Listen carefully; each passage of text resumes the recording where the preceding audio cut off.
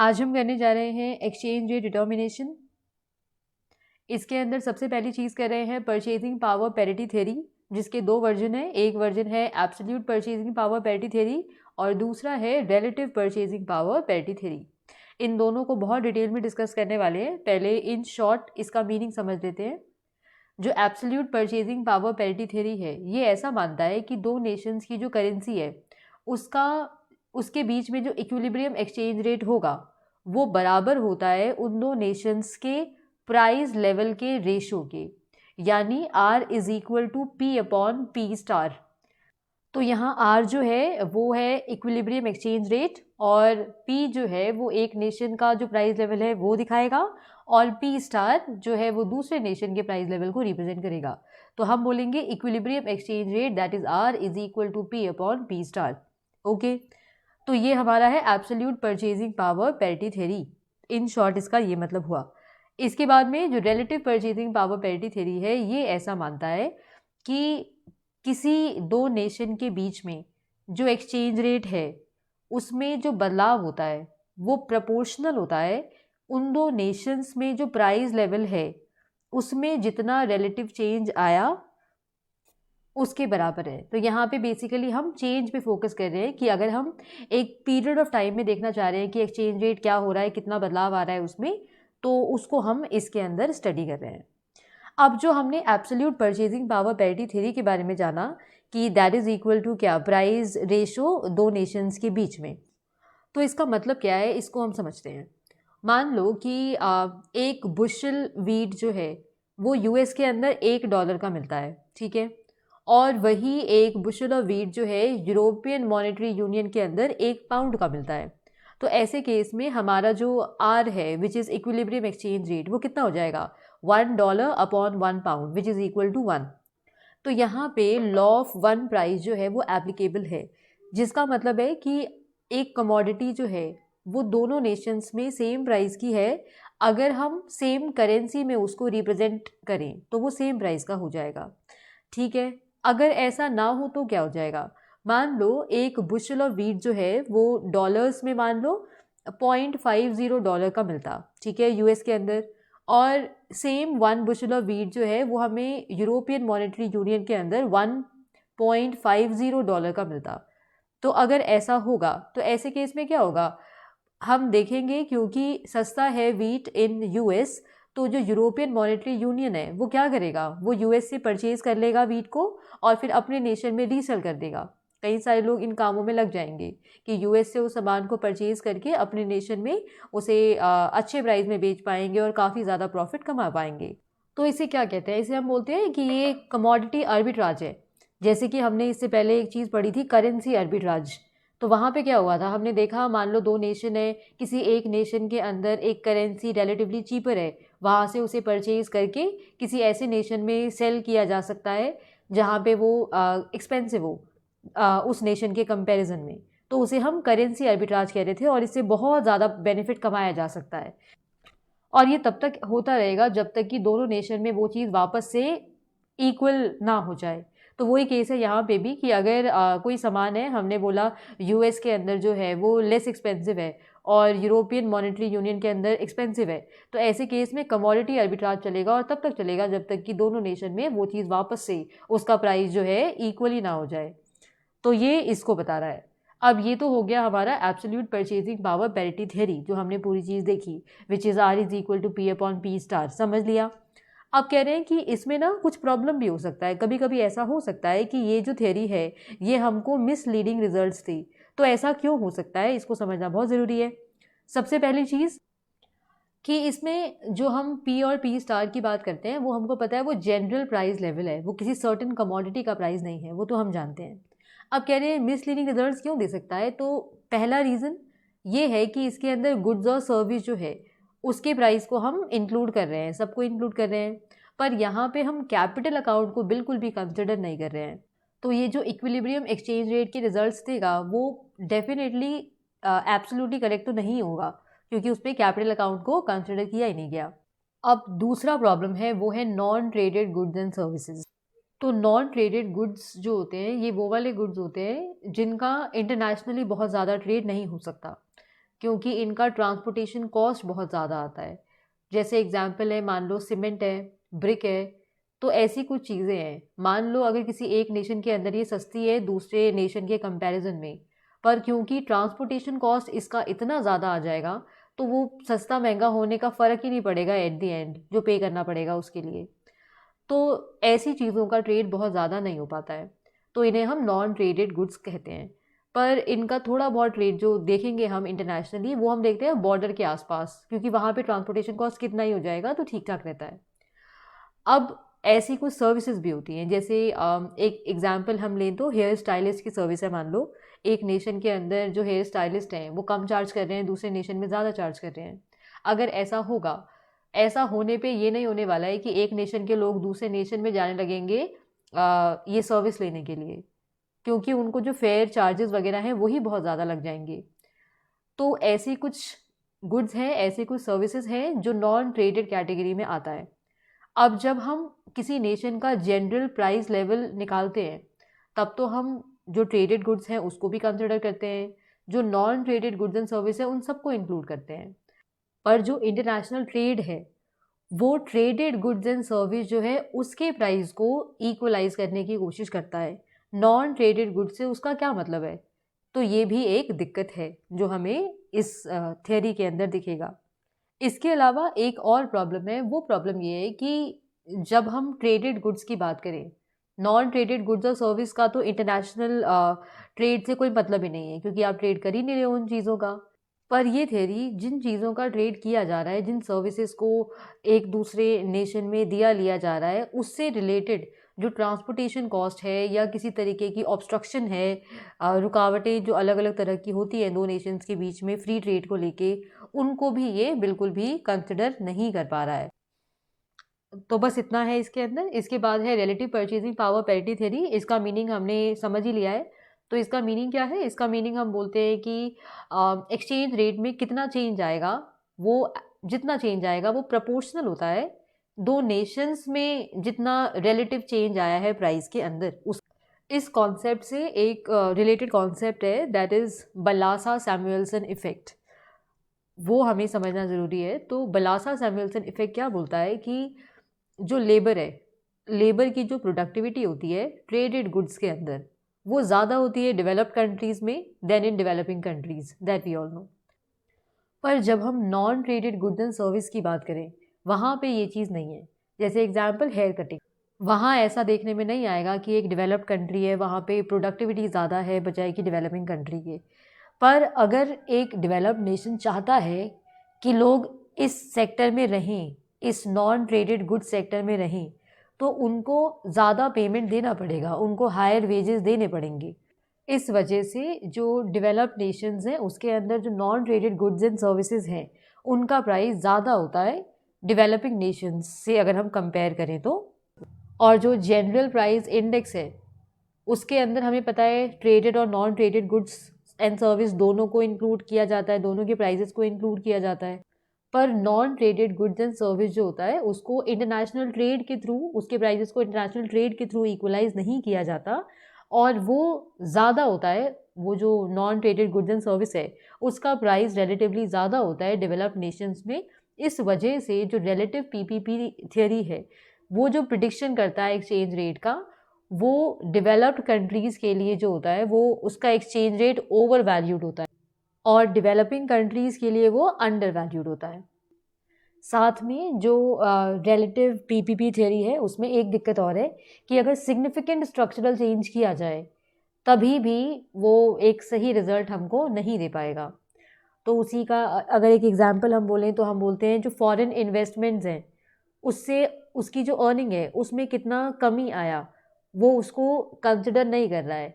अब हम देख रहे हैं conclusions with regard to the empirical relevance of the PPP theory. तो कितना रेलेवेंट है? तो नंबर 1, इसमें हम कह रहे हैं कि जो पीपीपी थ्योरी है वो बेटर वर्क करेगा अगर हम जनरल प्राइस लेवल जो है वो नहीं करें, इंडिविजुअल कमोडिटी के थ्रू अगर हम निकालें तो फिर वो ज़्यादा बेटर रिजल्ट देगा। क्योंकि हमको पता है जनरल प्राइस लेवल में हम नॉन ट्रेडेड गुड्स को भी इंक्लूड करते हैं, पर इंटरनेशनल ट्रेड में उसका कुछ लेना देना नहीं है, तो इसकी वजह से रिजल्ट्स गलत आते हैं। तो हम बोलते हैं कि अगर आप इंडिविजुअल कमोडिटीज़ को लेके चलोगे तो ये बेटर रिजल्ट दे पाएगा, जैसे सिर्फ वीट या सिर्फ स्टील, ऐसा कुछ। नंबर 2, जो ये थ्योरी है ये लॉन्ग पीरियड्स में ज़्यादा बेटर वर्क करता है, वेरी लॉन्ग पीरियड्स में ज़्यादा बेटर वर्क करेगा, जैसे डेकेड्स वगैरह हो गया, 10 साल 20 साल ऐसा कुछ। और शॉर्ट रन में गड़बड़ इसके अंदर हमें ज़्यादा देखने में आती है। इसके बाद में है ये जो थ्योरी है ये स्टेबिलिटी वाले पीरियड में ज़्यादा सही रिजल्ट्स नहीं देता है, बल्कि ये मॉनेटरी डिस्टर्बेंस वाले पीरियड में ज़्यादा बेटर रिजल्ट्स देता है, जैसे बहुत ज़्यादा इन्फ्लेशन हो गया या ऐसा कुछ सिचुएशन हो गया। और साथ में अगर मेजर स्ट्रक्चरल चेंज हुआ तब तो ये बिल्कुल भी किसी काम का नहीं है, बिल्कुल गलत रिजल्ट्स देगा। अब हमारा नेक्स्ट टॉपिक है that is monetary approach to the balance of payment and exchange rates. तो यहाँ पे हम देख रहे हैं सबसे पहले फिक्स्ड एक्सचेंज रेट सिस्टम के अंदर क्या सिचुएशन है। तो यहाँ पे हम देखते हैं कि जो एमडी है, MD is what, demand for money. Demand for money is equal to KPY।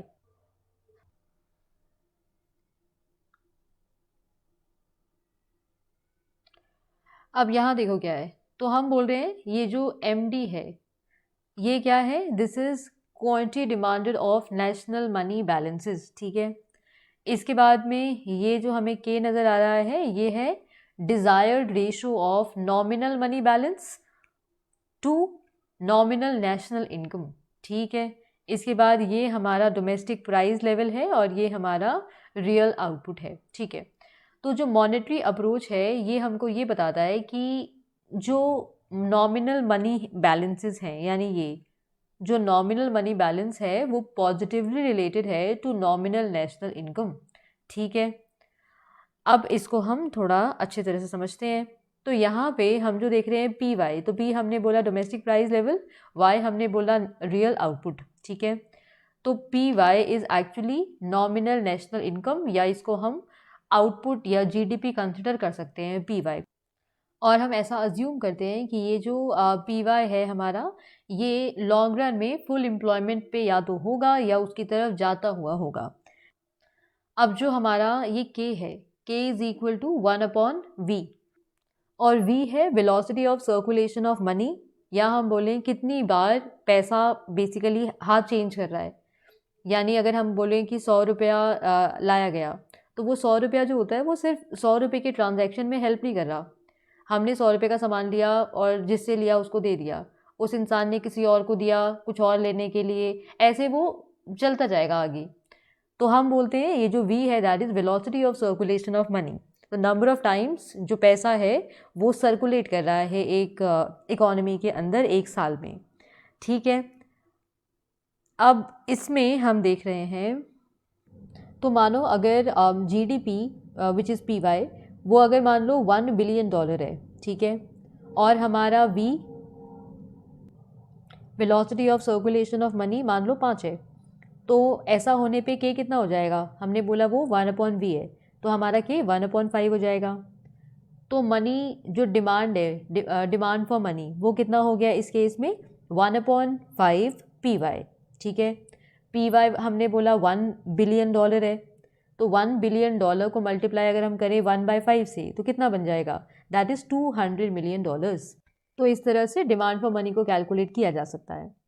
अब हालांकि इस इक्वेशन में मेंशन नहीं है, पर ऐसा होता है कि जो डिमांड फॉर मनी है वो सिर्फ हमारे के पे डिपेंड नहीं करता है, वो और चीज़ों पे भी डिपेंड करता है, जिसमें से एक चीज़ है इंटरेस्ट रेट। इंटरेस्ट रेट पे भी डिपेंड करता है। इंटरेस्ट रेट जितना ज़्यादा होगा हमारा MD उतना कम हो जाएगा, या इंटरेस्ट रेट जितना कम होगा MD उतना ज़्यादा होगा। यानी इन्वर्सली रिलेटेड है ये इंटरेस्ट रेट से, और PY से डायरेक्टली रिलेटेड है। हमने देखा PY जितना ज़्यादा डिमांड फॉर मनी उतना ज़्यादा, तो ये हमने देख लिया।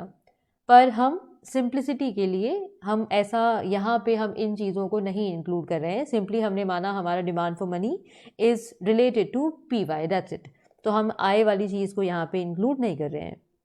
अब हम देखते हैं एक नेशन का जो सप्लाई ऑफ मनी है वो किस बात पे डिपेंड करता है। तो MS जो हमें दिख रहा है this is supply of money, ठीक है। अब ये जो सप्लाई ऑफ मनी है वो डिपेंड कर रहा है, हम देख रहे हैं, तो यहाँ पे मनी मल्टीप्लायर है, this small m represents money multiplier. Money multiplier है, देन ये जो डी है वो शो करता है domestic component of the Nations monetary base. तो एक नेशन का जो मॉनेटरी बेस है उसका डोमेस्टिक कंपोनेंट है, और ये एफ किसी नेशन का जो मॉनेटरी बेस है उसका ये फॉरेन कंपोनेंट को शो करेगा। ठीक है, अब इन दोनों को मिला के डी प्लस एफ को अगर हम मिला दें तो ये एक देश का मॉनेटरी बेस कहा जाएगा, या इसको हाई पावर्ड मनी कहा जाएगा। अब क्या होता है, ये जो डोमेस्टिक कंपोनेंट है ये है क्या? डोमेस्टिक कंपोनेंट का मतलब हुआ एक नेशन का जो मॉनेटरी अथॉरिटी है उसके थ्रू जो क्रेडिट क्रिएट किया गया है वो इसके अंदर आएगा। एंड देन जो एफ है जिसे हम कह रहे हैं फॉरेन कंपोनेंट है, उसके अंदर आता है कि जो हमें हमारे पास में इंटरनेशनल रिजर्व्स आते हैं, किसी नेशन के पास में जो इंटरनेशनल रिजर्व्स हैं मनी सप्लाई, वो इसके अंदर आ जाएगा। अब ये बढ़ घट सकता है, ये डिपेंड करेगा बैलेंस ऑफ पेमेंट पे कि वो सरप्लस है डेफिसिट है, उसके थ्रू इसको बढ़ाना घटाना पॉसिबल है इस एफ कंपोनेंट को। ठीक है, अब मनी मल्टीप्लायर का मतलब क्या होता है? तो ये बहुत सिंपल सा कॉन्सेप्ट है कि मान लो $1 जो है इसको कमर्शियल बैंक में डाला गया। ठीक है, $1 या किसी भी नेशन का जो भी करेंसी है जब उसको कमर्शियल बैंक में डिपॉजिट किया जाता है तो उसकी वजह से उस नेशन का जो मनी सप्लाई होगा वो $1 नहीं बढ़ेगा, वो उसके मल्टीपल में बढ़ेगा। अब कितने टाइम बढ़ेगा वो ही चीज़ हमें मल्टीप्लायर जो है मनी मल्टीप्लायर है वो शो करता है। जैसे एक छोटा सा एग्जाम्पल, मान लो $1 है एक बैंक के अंदर डाल दिया। ठीक है, अब LRR हम सब जानते हैं, लीगल रिजर्व रेशो और लीगल रिजर्व रिक्वायरमेंट। तो जब एक कमर्शियल बैंक के पास में पैसा डाला गया तो वो सारा का सारा पैसा लोन नहीं दे पाएगा, उसे कुछ पैसा साइड पे रखना पड़ेगा जिसको वो लोन के फॉर्म में नहीं दे सकता। तो अगर मान लो $1 कमर्शियल बैंक के पास में डिपॉजिट किया गया, LRR जो है 20% है, तो ऐसे केस में अब वो जो कमर्शियल बैंक है वो $0.80 जो है वही उधार के फॉर्म में किसी को दे पाएगा। ठीक है, जब उसने दिया तो ये पैसा भी क्या हो रहा है, बैंक में ही तो जमा हो रहा है, बैंक में ही जमा हो गया। जिस इंसान ने उधार लिया वो किसी न किसी को देगा वो पैसे, राइट? तो वो फिर किसी बैंक में ही जमा हो जाएगा। इसके बाद में जब वो पैसा जमा हुआ यानी $0.80 किसी भी बैंक में जमा हुआ, वो बैंक वाला भी क्या करेगा, वापस से वही काम, तो 20% साइड पे करेगा। इसके बाद जो बच गया कितना हो जाएगा, $0.64, उतना वो फिर नेक्स्ट इंसान को लोन के तौर पे दे पाएगा, और ये कंटिन्यू होता चला जाएगा। तो जो ये होगा और हम कॉन्टिन्यूसली ऐड करते जाएं, यानी स्टार्टिंग में $1 जमा किया गया था, ऐड कर दें 0.80 जो फिर उधार दिया गया, देन उसमें ऐड कर दें 0.64, एंड देन इसे कंटिन्यू करते चले जाएं। तो हम देख रहे हैं एंड में क्या हो रहा है, हमारा $5 जो है, $5 जो है ये बन जाता है। ठीक है, और 5 ही क्यों, कुछ और क्यों नहीं, तो हमें पता है फॉर्मूला क्या होता है मनी मल्टीप्लायर का, दैट इज़ 1/LRR। तो जब 1/LRR निकालोगे यानी 1/20%, तो हमारा 5 ही आ जाएगा। तो इस तरह से ये एट दी एंड हम देख रहे हैं 5 टाइम्स जितना पैसा डिपॉजिट किया गया उसके 5 टाइम्स जो है मनी सप्लाई बढ़ गया है। तो ऐसा हम इस कैलकुलेशन में देख लेते हैं। पर चीज़ें इतनी सिंपल नहीं होती है रियल लाइफ में, तो हम रियल लाइफ में कई सारे लीकेजेस होते हैं, कई सारे एक्सेस रिजर्व्स हो सकते हैं। इन सब चीज़ों की वजह से जो रियल मल्टीप्लायर इफेक्ट होता है वो इतना भी स्ट्रॉन्ग नहीं होगा, वो अक्सर कम ही होता है। तो ये चीज़ है, और हम सिंप्लिसिटी के लिए अज्यूम कर लेते हैं कि जो एम है हमारा वो कांस्टेंट है ओवर टाइम। तो अब क्या होगा, हमने एम डी समझ लिया क्या है, हमने समझ लिया एम एस क्या है, और हमको पता है इक्विलिब्रियम वो सिचुएशन है जब ये दोनों बराबर हो जाएं। ठीक है, तो इक्विलिब्रियम हमने समझ लिया कि ऐसा सिचुएशन है जब M D is equal to M S. पर अगर मान लो ऐसा हो जाए कि डिमांड फॉर मनी बढ़ जाए, इंक्रीज़ हो गया, तो जब वो इंक्रीज़ होगा और हम वापस से इक्विलिब्रियम इस्टेब्लिश करना चाहते हैं, तो ऐसी कंडीशन में हम क्या कर सकते हैं, हमको सप्लाई को इंक्रीज़ करना पड़ेगा। तो इसके दो तरीके हो सकते हैं, या तो हम क्या करें, डी बढ़ा दें जो हमें दिख रहा है डोमेस्टिक कंपोनेंट जो हमारे मॉनेटरी बेस का है, या फिर हम एफ़ को बढ़ा दें, बैलेंस ऑफ पेमेंट सरप्लस के थ्रू एफ़ को बढ़ा दें। तो ये दोनों तरीके हमारे पास में अवेलेबल हैं, ऐसा हम कुछ कर सकते हैं। और दूसरा सिचुएशन कि मान लो अगर ऐसा हो कि डी जो है उसे बढ़ा दिया गया है, नेशन के मॉनेटरी अथॉरिटी ने डी बढ़ा दिया है, डोमेस्टिक कंपोनेंट जो है उसको बढ़ा दिया है। अब क्या होता है, पर हम पर हमारा जो एमडी है, डिमांड फॉर मनी है, वो नहीं बढ़ा है। अगर ऐसा है तो हम क्या करने वाले हैं, हमें इक्विलिब्रियम स्टैब्लिश करना पड़ेगा, पर क्योंकि डी बढ़ गया है जिसकी वजह से एमएस बढ़ गया है, तो हमको वापस से इक्विलिब्रियम को स्टैब्लिश करने के लिए क्या करना होता है, हमारा जो एफ कॉम्पोनेंट है हम देखेंगे वो कम हो जाएगा। इस सिचुएशन में एफ कॉम्पोनेंट जो है वो कम हो जाएगा ताकि हमारा टोटल वापस से उतना ही बैठ जाए। तो ये वाली सिचुएशन यहाँ पे हमें देखने में आएगी। तो वो कैसे होता है, वो बैलेंस ऑफ पेमेंट में डेफिसिट के थ्रू होगा। तो इस बात से हम इस कंक्लूजन पे आ सकते हैं कि एक देश का जो बैलेंस ऑफ पेमेंट है वो सरप्लस में तब होगा जब उस नेशन के अंदर जो मनी डिमांड किया जा रहा है वो सेटिस्फाई नहीं हो पा रहा है डी के थ्रू। तो जब डी के थ्रू सेटिस्फाई नहीं होगा तो हमारा जो एफ कॉम्पोनेंट है वो बढ़ाया जाएगा, तो हमारे देश में इनफ्लो होगा करेंसी का। तो ये होगा सरप्लस ऑफ डिमांड, सरप्लस के केस में। और दूसरा केस है डेफिसिट वाला, यानी बैलेंस ऑफ पेमेंट में डेफिसिट कब आएगा, वो तब आएगा जब हमारा जो मनी सप्लाई है वो ज़्यादा है और हमारे नेशन की जो मॉनेटरी अथॉरिटी है वो उसको एलिमिनेट नहीं कर पा रही है डी के थ्रू। तो ऐसे केस में जो रिजर्व्स हैं उसके आउटफ्लो के थ्रू ये करेक्ट हो जाएगा। तो इस तरह से हम देखते हैं कि फिक्स्ड एक्सचेंज रेट सिस्टम जो है उसके अंदर लॉन्ग रन में जो मनी सप्लाई है उस पर कंट्रोल नहीं रहता है।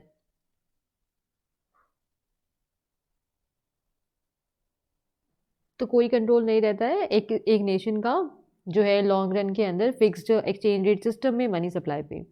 ठीक है, अब तो लॉन्ग रन में किस तरह से चीज़ें डील होती है हमने अभी देखा। बैलेंस ऑफ पेमेंट जो है वो चीज़ों को ठीक करने में काम आता है। बस एक यूएस हम कह सकते हैं, यूएस जैसी जो नेशंस हैं उनका मनी सप्लाई पे कंट्रोल हो सकता है, क्योंकि even fixed exchange rate system के अंदर क्योंकि फॉरेनर्स विलिंगली होल्ड करते हैं डॉलर्स, तो फॉरेनर्स ऐसे ही डॉलर्स में ट्रांजैक्शन करने को वैसे ही तैयार हैं, तो इस वजह से उनका फिर भी कंट्रोल रहता है।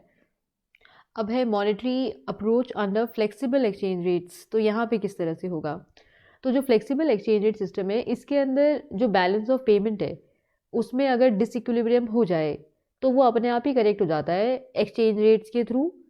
यहाँ पे ज़रूरत नहीं पड़ती है इंटरनेशनल फ्लो ऑफ मनी की कि आए जाए, उसकी कोई ज़रूरत नहीं है, ये अपने आप ही करेक्ट हो जाता है। अब यहाँ पे जैसे हमने पढ़ा था फ्लेक्सिबल एक्सचेंज रेट सिस्टम में, तो हमने देखा एक नेशन का फिर भी काफ़ी कंट्रोल है मनी सप्लाई पे, क्योंकि डी कॉम्पोनेंट वहाँ पे था, एफ कॉम्पोनेंट हम देख रहे थे, तो काफ़ी कंट्रोल है, वो यहाँ पे हम नहीं देखते हैं क्योंकि ये फ्लेक्सिबल एक्सचेंज रेट सिस्टम है। तो यहाँ पे हम क्या देखते हैं कि एडजस्टमेंट जो डोमेस्टिक प्राइस है उसके थ्रू अपने आप हो जाएगा। अब कैसे होगा, तो मान लो अगर डेफिसिट हो गया बैलेंस ऑफ पेमेंट में, ठीक है, डेफिसिट हो गया which is due to excess money supply. अगर ऐसा हुआ तो ऐसे केस में क्या होगा, उस नेशन की जो करेंसी है उसका वैल्यू डेप्रिशिएट हो जाएगा। जब करेंसी का वैल्यू डेप्रिशिएट होगा तो जो प्राइजेज़ हैं और डिमांड फॉर मनी है वो जो है बढ़ जाएगा, और जो एक्सेस सप्लाई ऑफ मनी हुआ था उसका इफ़ेक्ट इस तरह से ख़त्म हो जाएगा। तो ये इस तरह से अपने आप ही ठीक हो जाता है प्राइजेज़ के थ्रू।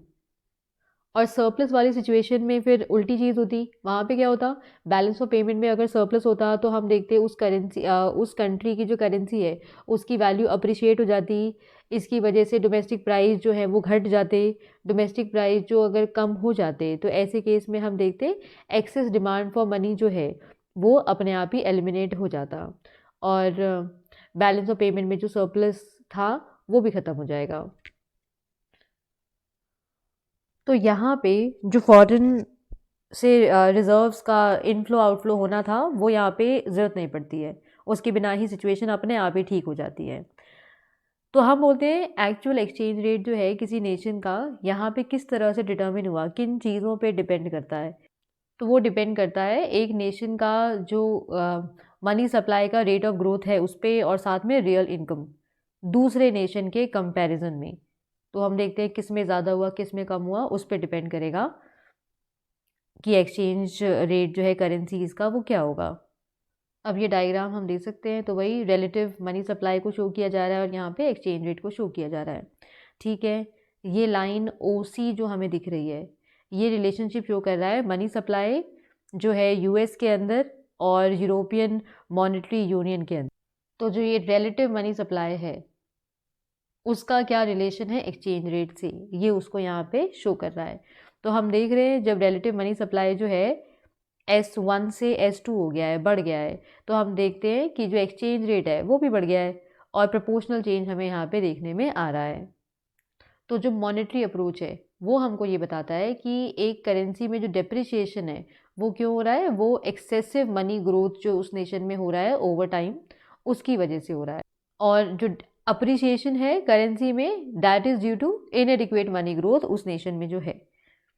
या इसको हम इस तरह से भी बोल सकते हैं कि मान लो एक नेशन है जो इन्फ्लेशनरी प्रेशर दूसरे नेशंस के कंपैरिजन में ज़्यादा फेस कर रहा है, प्रेजेंटली ज़्यादा फेस कर रहा है, तो हम बोलेंगे उस नेशन का जो एक्सचेंज रेट है वो बढ़ गया है या उसका जो करेंसी है उसका वैल्यू डेप्रिशिएट हो गया है। उसी तरह से अगर कोई नेशन है जो इन्फ्लेशनरी प्रेशर बाकी कंट्रीज से कम फेस कर रहा है, तो ऐसे केस में एक्सचेंज रेट जो है उस नेशन का वो कम हो जाएगा और उस नेशन की जो करेंसी है वो अप्रिशिएट हो जाएगी। तो फ्लेक्सिबल एक्सचेंज रेट सिस्टम में जो बाकी दुनिया है, दूसरे नेशंस हैं, उनको बहुत ज़्यादा प्रॉब्लम फेस नहीं करना पड़ता है किसी एक नेशन में मॉनेटरी एक्सेसेस होने की वजह से। तो ये चीज़ है, क्योंकि इसका जो असर होगा वो सीधा एफ़ के थ्रू नहीं हो रहा जैसे हमारे फिक्स एक्सचेंज रेट सिस्टम में हुआ था। एफ़ कंपोनेंट के थ्रू नहीं हो रहा है, यहाँ पे इंपोर्ट एक्सपोर्ट उन चीज़ों के थ्रू होगा। तो जो रिज़ल्ट्स इसके आएंगे बहुत ही स्लो पेस पे आएंगे, तो बहुत जल्दी इसका असर देखने में नहीं आता है और ना ही बहुत ही मैसिव असर देखने में आएगा। अब है managed floating exchange rate system. अब ये सिस्टम जो है इसके अंदर क्या होता है, किसी नेशन की मॉनेटरी अथॉरिटी जो होगी वो यहाँ पे इंटरवीन करती है। अगर एक्सचेंज रेट बहुत ज़्यादा ऊपर नीचे जाए, बहुत ज़्यादा अप्रिशिएट हो रहा है करेंसी या बहुत ज़्यादा डेप्रिशिएट हो रहा है, तो ऐसे केस में यहाँ पे जो मॉनेटरी अथॉरिटी है वो इंटरवीन करेगी। ऐसा करने के लिए जो इंटरनेशनल रिजर्व्स होते हैं उसको एक्यूमुलेट भी किया जा सकता है या उसको लूज़ किया जा सकता है सिचुएशन को देखते हुए। तो मान लो अगर ऐसा सिस्टम है और इस सिस्टम के अंदर बैलेंस ऑफ पेमेंट डेफिसिट देखने में आया है, तो उसे कैसे करेक्ट होगा? वो उसे करेक्ट करने के लिए क्या होगा, फर्स्ट ऑफ ऑल जो नेशन की करेंसी है वो डेप्रिशिएट होएगी, वहाँ पे चीज़ें थोड़ी सॉर्ट हो जाएंगी और इसके बाद में जो इंटरनेशनल रिजर्व है उसे भी थोड़ा सा लूज़ कर दिया जाएगा, उसके लॉस से भी सिचुएशन थोड़ा सा बेटर हो जाएगा। इस तरह से इस सिचुएशन को डील किया जाएगा। अब हमारा नेक्स्ट टॉपिक है monetary approach to exchange rate determination. तो जैसे हम जानते हैं कि एक्सचेंज रेट होता क्या है, एक्सचेंज रेट का मतलब है एक जो डोमेस्टिक करेंसी है कितना हमें देना पड़ेगा कोई एक फॉरेन करेंसी की यूनिट को लेने के लिए। तो अगर हम अपने डॉलर और पाउंड वाले एग्जाम्पल पे वापस जाएं, मानो अगर हम बोलते हैं कि R which is exchange rate, तो exchange rate is equal to $1 upon 1 pound. अगर हम ऐसा बोल रहे हैं और हम डॉलर को डोमेस्टिक करेंसी कंसिडर कर रहे हैं, तो हम बोलेंगे कि एक यूरो को पाने के लिए हमें $1 देना पड़ेगा। पर अगर मान लो ऐसा हो जाए R is equal to $1.20 upon 1 pound, तो ऐसे केस में 1 पाउंड को लाने के लिए, अपने पास लाने के लिए हमको $1.20 को देना पड़ेगा। तो यही है एक्सचेंज रेट। अब हमने एक बात सीखी थी इससे पहले, उसमें ये था कि मान लो अगर मार्केट जो है वो कंपेटिटिव है, कोई रिस्ट्रिक्शन नहीं है, किसी तरीके का कोई टैरिफ नहीं है, ट्रांसपोर्टेशन कॉस्ट नहीं है, कोई ऑब्स्ट्रक्शन नहीं है, तो ऐसे केस में लॉ ऑफ वन प्राइस जो है वो एप्लीकेबल होगा। तो लॉ ऑफ वन प्राइस क्या था कि जो हमने पढ़ा था परचेजिंग पावर पैरिटी थ्योरी में, कि एक प्राइस जो है उसका, एक कमोडिटी जो है उसका प्राइस दो नेशन में सेम ही था, यानी यूएस और जो EMU which is European monetary union, उन दोनों में सेम था। सेम नहीं होगा तो क्या होगा, सस्ते वाले से परचेज करके महंगे वाले नेशन में बेचा जाएगा, एट दी एंड हो वही जाएगा।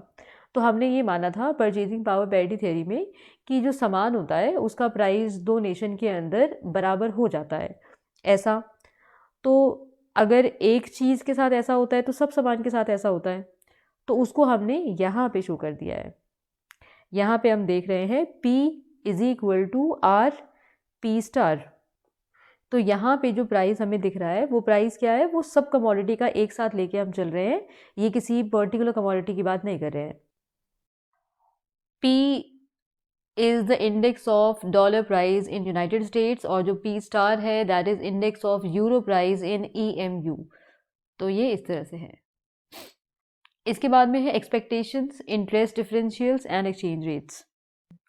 अब इसमें है कि जो एक्सचेंज रेट है वो सिर्फ हमारा जो दो फैक्टर्स हमने पहले पढ़े, relative growth of the money supply and real income in various Nations, उन पे डिपेंड नहीं करता है, और भी फैक्टर्स हैं जिसमें एक है हमारा इन्फ्लेशन को लेके क्या एक्सपेक्टेशंस हैं, साथ में एक्सचेंज रेट में चेंजेस को लेके क्या एक्सपेक्टेशन है।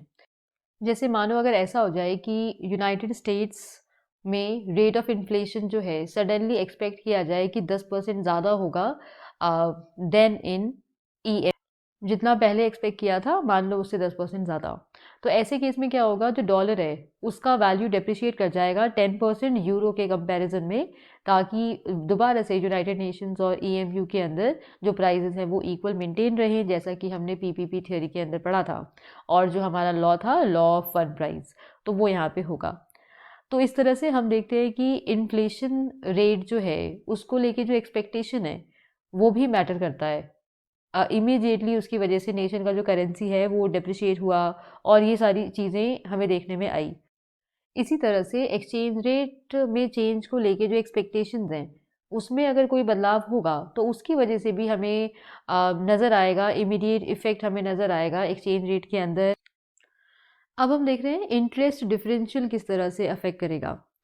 तो अगर मानो ये आई दिख रहा है हमको, ये हमें दिख रहा है आई स्टार, तो जो आई है वो है इंटरेस्ट, जो कि इंटरेस्ट रेट है US के अंदर, और आई स्टार हम मान रहे हैं इंटरेस्ट रेट है यूरोपियन मॉनेटरी यूनियन के अंदर। तो हम यहाँ पे देख पाएंगे कि ऐसी सिचुएशन में जो इन्वेस्टमेंट पे रिटर्न्स हैं वो US के अंदर कम है और यूरोपियन मॉनेटरी यूनियन के अंदर ज़्यादा है। जब ऐसा होगा तो हम देखेंगे कि जो यूरो है उसका जो वैल्यू है वो डेप्रिशिएट हो जाएगा और डॉलर का वैल्यू अप्रिशिएट हो जाएगा, ऐसी एक्सपेक्टेशंस रहेंगी by specific percentage per year, ताकि वापस से इंटरेस्ट रेट दोनों नेशंस में बराबर हो जाए। अब है पोर्टफोलियो बैलेंस मॉडल। इस अप्रोच को यानी पोर्टफोलियो बैलेंस अप्रोच को एसेट मार्केट अप्रोच भी कहा जाता है, और ये हमारे जो मॉनेटरी वाला अप्रोच था उससे काफ़ी डिफरेंट है। किस तरह से? तो मॉनेटरी अप्रोच के अंदर हम ऐसा मान के चलते थे कि जो फॉरेन बॉन्ड्स हैं और जो डोमेस्टिक बॉन्ड्स हैं वो एक दूसरे के परफेक्ट सब्स्टिट्यूट्स हैं, पर पोर्टफोलियो बैलेंस मॉडल के अंदर हम ऐसा नहीं मानते हैं, तो ये ज़्यादा रियलिस्टिक है।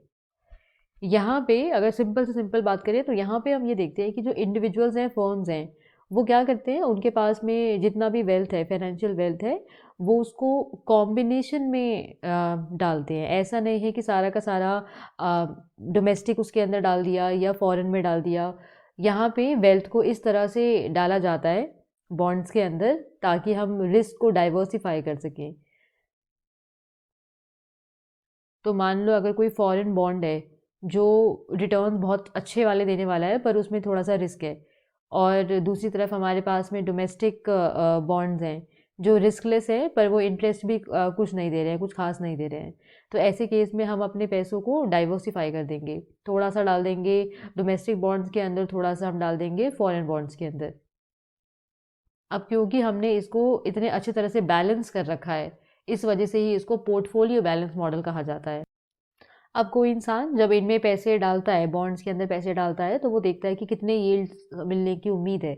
तो अगर ज़्यादा मिलने की उम्मीद है तो ऐसे केस में चांसेस आर कि वो इंसान कम पैसे अपने पास में रखना चाहेगा, ज़्यादा पैसे वहाँ पे डालना चाहेगा।